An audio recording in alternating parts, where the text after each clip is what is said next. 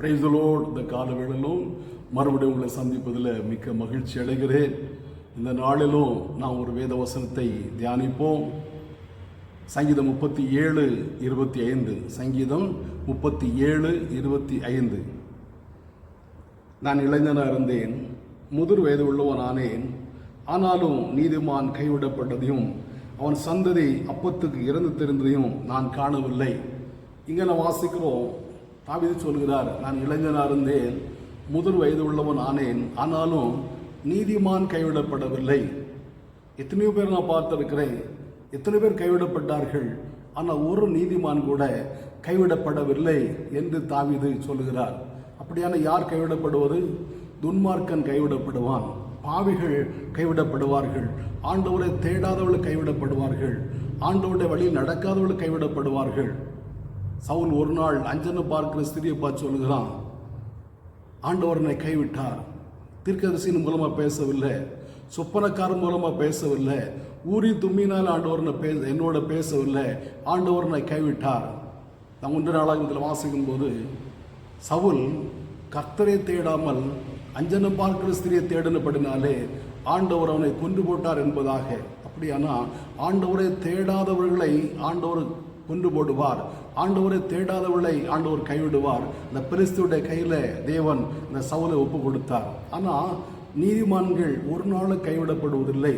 கைவிடப்படுவதுன்னு சொன்னால் அவ்வளோ துன்பம் வராது என்று அல்ல, நிச்சயமாக துன்பம் வரும்.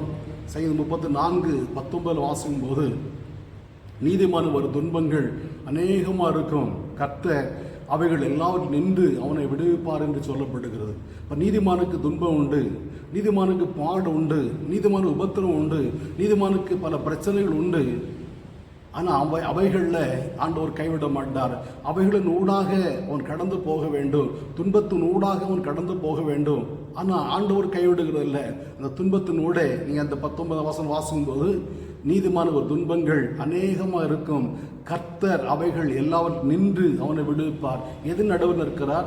துன்பத்தின் நடுவில் நின்று அவனை விடுவிக்கிறார். அவன் வருகிறதான் உபத்திரத்தின் நடுவில் அவர் நின்று அவனை விடுவிக்கிறார் என்று நாம் இங்கே வாசிக்கிறோம். அப்படியானா நீதிமான துன்பம் உண்டு, அந்த துன்பத்தின் துன்பத்தில் ஆண்டவரும் அந்த நீதிமானோட கூட இருக்கிறார். கர்த்தர் அவனோட கூட இருந்து அந்த உபத்திரவத்தை தப்புவிக்கிற தேவனாக காணப்படுகிறார். பவுல் தீமோத்தேயுவுக்கு எழுதும்போது விதம் எழுதுகிறாரு, நாம் எல்லாரும், அதாவது அன்றியும் தேவபக்தியை நடக்க மனதாக இருக்கிற யாவரும் துன்பப்படுவார்கள் என்பதாக. அப்படியான யார் துன்பப்படுவார்கள்?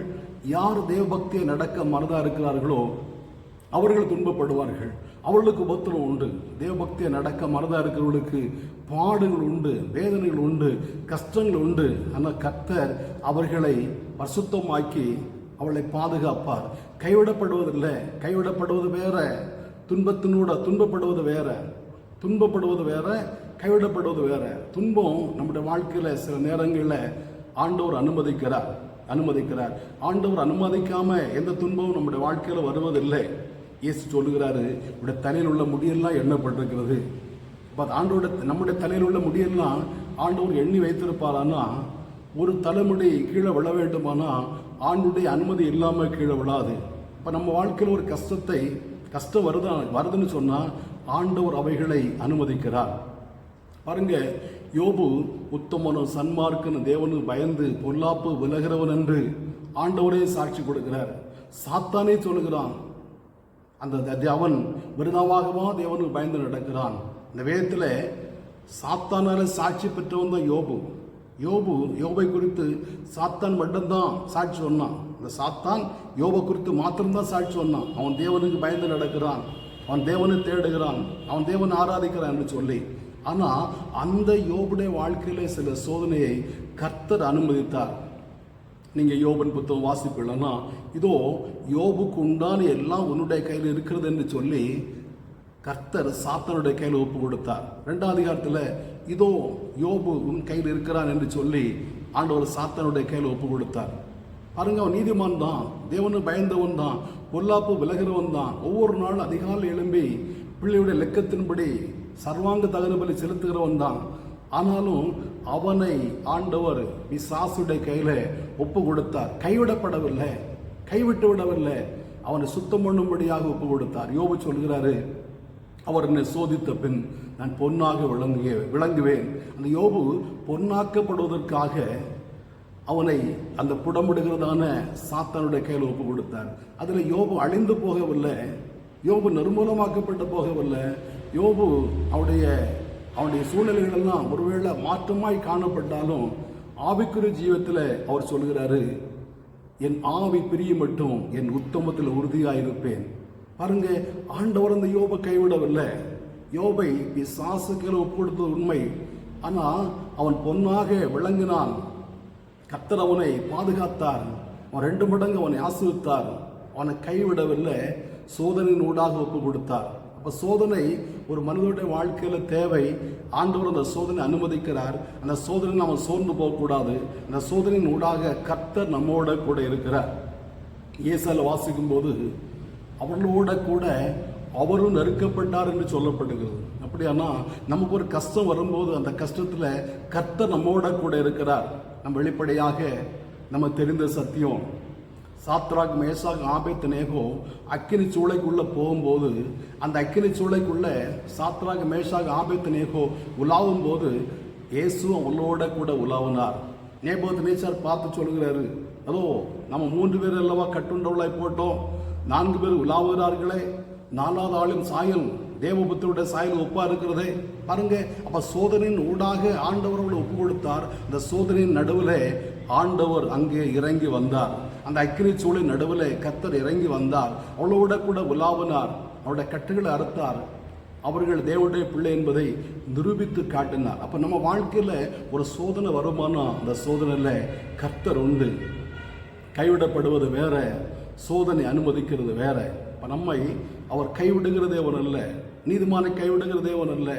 நீதிமான் ஒரு நாள் கைவிடப்படுவது இல்லை. நான் இளைஞனாக இருந்தேன், முதிர் வயது உள்ளவன் ஆனேன், ஆனாலும் நீதிமான் கைவிடப்பட்டதை நான் காணவில்லை என்று தாவீது சொல்கிறார். அப்போ நாம் நீதிமான்களாக இருக்கும்போது ஆண்டவர் உம்மை கைவிடுகிறது இல்லை. பாருங்க, நாம் லோத்தை குறித்து வாசிக்கும் போது லோத்து நீதிமானாய் காணப்பட்டான். லோத்து நீதிமான் என்று பேதுரு சொல்கிறாரு. அந்த நீதிமானை சோதனை வரும்போது, அதை சோதம் குமாரை அழிக்கும் போது அந்த நீதிமானாய் லோத்தை ஆண்டவர் அங்கிருந்து வெளியே கொண்டு வந்தார். பாருங்க, அது ஆச்சரியமான ஒரு வார்த்தை. சோதம் குமாராவை ஆண்டவர் அக்கினிக்கு இரையாக ஒப்பு கொடுக்கும் போது வானத்திலிருந்து தூதன் கீழே இறங்கி வந்து லோத்தையும் அவருடைய மனைவி பிள்ளைகளையும் கையை பிடித்து இழுத்து வெளியே கொண்டு வந்து விட்டார் என்று நான் வாசிக்கிறோம். இதே போல ஒரு பாதுகாப்பு, இதே போல ஒரு ஒரு ஒரு அக்கினி நடுவிலிருந்து மீட்டுக் கொள்கிற அனுபவத்தை நான் எங்குமே பார்க்க முடியாது, எங்குமே கேள்விப்படவில்லை. இந்த தேவனே நேரடியாக வந்து அந்த சோதம் குமாராவிலிருந்து லோத்தையும் அவருடைய மனைவி பிள்ளைகளையும் வெளியே கொண்டு வந்து விட்டு, நாங்கள் இந்த பட்டணத்தை அழிக்க போகிறோம், நீ இந்த பட்டணத்தை ஓடிப்போ, ஜீவன் தப்ப ஓடிப்போ என்று சொல்லி அந்த லோத்தை ஆண்டவர் அனுப்பினார். காரணம், பேதுரு சொல்கிறார், நீதிமானாகிய லோத்து. அப்போ நீதிமானுடைய லோத்துடைய வாழ்க்கையில் ஆண்டவரே வந்து அவனை காப்பாற்றினார். ஆண்டவரே வந்து அவனை பாதுகாத்தார். அடுத்த நாள் காலையில் பார்த்தா அந்த சோதம் குமாரா சாம்பலாக இருக்கிறது. ஆபிரகாம் ஆண்டவர் சந்தித்த இடத்துல வந்து பார்த்தபோது சோதம் குமாராவின் புகை வானவரிந்து எட்டினது என்று வாசிக்கிறோம். அந்த சோதம் குமாரா அக்கினிக்கு இரையாக்கப்பட்டது. ஆனால் அங்கே வாழ்ந்துதான நீதிமான் ஆகிய லோத்து காக்கப்பட்டான். நீதிமான லோத்தை ஆண்டவர் கையை பிடித்து இழுத்து வெளியே கொண்டு வந்து விட்டார். ஆனால் கொண்டு வந்து விட்டதில் 4 பேரை வெளியே கொண்டு வந்து விட்டார். இந்த லோத்துடைய மனைவி பின்னிட்டு பார்த்து உப்புத்தூண் ஆகிவிட்டார். அவளை போல பரிதவிக்கப்பட்டவர் யாரும் இல்லை. ஆண்டவரே வந்து கையை பிடித்து, ஆண்டுடைய கை, தூதனுடைய கை லோத்துடைய மனைவியை பிடித்து வெளியே கொண்டு விட்டும் அவள் சோதோமை திரும்பி பார்த்தபடினாலே அங்கே உப்புத்தூணாய் மாற்றப்பட்டாள். அந்த சோதோமை பார்த்து கொண்டே நின்றாள். இன்றைக்கு நின்று கொண்டு இருக்கிறார். இன்றைக்கி அநேகர் அப்படிதான். ஆண்டவர் அவளை பலத்த கையினாலும் ஓங்கிய புயத்தினாலும் பாவ வாழ்க்கையிலிருந்து, பாரம்பரிய வாழ்க்கையிலிருந்து வெளியே கொண்டு விட்டாலும் உலகத்தை திரும்பி பார்த்து எட்டி பார்த்து ஆகாதவளாய் போகிறவர்கள் உண்டு.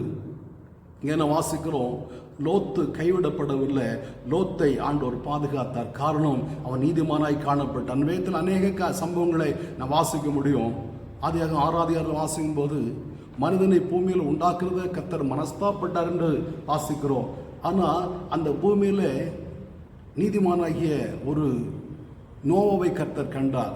பாருங்கள், அந்த நாட்களில் வாழ்ந்த ஜனங்கள் 900க்கு அதிகமான வருடங்கள் வாழ்ந்தார்கள். இந்த பூமியில் மனிதன் உண்டாக்கப்பட்ட பிற்பாடு அந்த நோவோட நாட்களில் ஜலப்பிரளயம் வரும்போது ஏறக்குறைய 2000 ஆண்டுகள் ஆகிறது என்று சொல்லுகிறார்கள். அப்போ அந்த 2000 வருடங்களில் லட்சக்கணக்கான ஜனங்கள் இருந்தார்கள். எல்லாரும் 500க்கு மேலே வயதானவர்கள், 500, 600, 700, 900 வருடானவர்கள். மெத்துசலா 969 வருடம் உயிரோடு வாழ்ந்தான் என்று நாம் வாசிக்கிறோம். முதல் மனிதன் 930 வருடம் வாழ்ந்தான் என்று வாசிக்கிறோம். பாருங்க, அவ்வளோ நாட்கள் வாழ்ந்த அவ்வளோ ஜனங்கள்ல லட்சக்கணக்கான ஜனங்கள் வாழ்ந்தார்கள். ஆனால் நோவாவுக்கோ கர்த்தருடைய கண்களில் கிருபை கிடைத்தது. அவன் உத்தமனும் சன்மார்க்கனும் தேவனுக்கு பயந்தவனுமாய் காணப்பட்டான். அவனை ஆண்டவர் அங்கே காப்பாற்றினார். லோத்தை வெளியே கொண்டு வந்து பாதுகாத்தார். நோவாவை ஆண்டவர் அங்கேயே வைத்து பாதுகாத்தார். எப்படி பாதுகாத்தார்? நோவிடத்துல ஒரு பேழை உண்டு பண்ண சொன்னார். அந்த பேழை உண்டு பண்ணினார். அந்த பேழையில வைத்து நோவாவை பாதுகாத்தார். அந்த சம்பவத்தை நீ வாசிப்பிடன்னா, கர்த்தர் நோவாவை உள்ளே விட்டு கதவை அடைத்தார். கதவை அடைத்த பிற்பாடு மழை பெய்தது. 40 நாள் மழை பெய்தது. அந்த பேழை உயர்ந்தது. ஜனங்கள் அழிக்கப்பட்டார்கள். அப்போ நீதிமான் கைவிடப்படுவது ஒரு நாள் கைவிடப்படுவதில்லை. ஒருவேளை நீங்கள் கற்பனை பண்ணி பாருங்க, அத்தனை லட்சம் ஜனங்கள் வாழ்ந்த இடத்துல ஒரே ஒரு குடும்பம், அந்த 8 பேர் மாத்திரம் காக்கப்பட்டார்கள். நோவாவுக்கோ கர்த்தருடைய கண்களில் கிருபை கிடைத்தது என்று வாசிக்கிறோம். கிருபை கிடைக்கப்பட்டதான அந்த நோவாவை அந்த பேழைக்குள்ள கர்த்தர் விட்டு அவர் கதவை பூட்டி சாவி எடுத்துட்டு போனார். அந்த பேழைக்குள்ள விட்டு கதவை அடைத்து பத்திரமாக ஆண்டவர் பாதுகாத்தார். என்னை கேட்கிற அருமையான தேவனுடைய பிள்ளைகளே, நீங்கள் நீதிமான்களாக இருப்பீர்களானா, ஆண்டவர் பிரியமானவர்களாய் காணப்படுவீர்களானா, உங்களை ஆண்டவர் பாதுகாப்பது நிச்சயம். உங்களை விடுவிப்பது நிச்சயமாகவே ஆண்டவர் உங்களை விடுதலையாக்கி உங்களை பாதுகாக்க வல்லவர். நான் நீதிமான்களாய் காணப்படுவோம். மற்றவர்களை பார்க்க வேண்டியதில்லை, மற்றவர்களை நாம் திரும்பி பார்க்க வேண்டியதில்லை. சில நேரங்கள் நமக்கு உபத்திரம் வரும், சில நேரங்கள் நமக்கு பாடுகள் வரும், கஷ்டங்கள் வரும். ஆனால் கைவிடப்பட மாட்டோம். நம்மை பரிசுத்தமாக்கும்படியாக, சுத்திகரிக்கும்படியாக சில காரியங்கள் நம்முடைய வாழ்க்கையில் ஆண்டவர் அனுமதித்தாலும் நாம் கைவிடப்பட மாட்டோம் என்பதில் எந்த விதமான சந்தேகம் இல்லை. ஆண்டவருடைய சம்மதம் நம்மை தாழ்த்தி ஜெபிப்போமா? நல்ல பிதாவை நன்றியோடு துதிக்கிறோம். தாவீது சொல்லுகிறார், நீதிமான் கைவிடப்பட்டதை நான் காணவில்லை என்பதாகப்பா. எங்களை நீதிமான்களாக கண்டீரே, நன்றியோடு துதிக்கிறோம். எங்களை ஒரு நாள் கைவிட மாட்டீரே. இந்த வாழ்க்கையில் சில பாடுகளை, உபத்திரவங்களை அனுமதிக்கிறீர். ஆண்டவரே, மக்கள் ஸ்தோத்திரப்பா. அன்றியும் தேவபக்தியை நடக்க மனதாக இருக்கிற யாவரும் துன்பப்படுவார்கள் என்று வாசிக்கிறோப்பா. நீதிமானவர் துன்பங்கள் அநேகமாக இருக்கும். கர்த்தர் அவைகள் எல்லாரும் நின்று விடுவிப்பார் என்று சொல்லப்படுகிறதுப்பா. தாவே மக்கள் ஸ்தோத்திரம். நீதிமான்களாய் காணப்பட்ட சாத்ராக், மேஷாக், ஆபேத், நேகோ ஒருவேளை அக்கினி சூளைக்குள்ள போக நீங்கள் அனுமதித்தீர். அவளோட கூட நீ நடந்தீர்னு வேதத்தில் படிக்கிறோப்பா. இந்த வாழ்க்கையில் பாடுகளை நீ அனுமதிப்பீரானா, இந்த பாடுகள் நடுவில் நீர் உண்டென்பதை நாங்கள் அறிந்து கொள்ளக்கூடிய கிருபைகளை தர வேண்டும் என்று ஜெபிக்கிறோம். இந்த வார்த்தையை கேட்ட எல்லாரையும் ஆண்டவர் தாமே பாதுகாப்பீராக. பெரிய நடப்பீங்க. இன்னும் ஆண்டவர் ஆவிகளில் வளர்கிறவர்களாய் மாற்றுங்க. இயேசு மூலம் பிதாவே. ஆமேன், ஆமேன். ஆண்டவர் நம்மை ஆஸ்வதிப்பார்.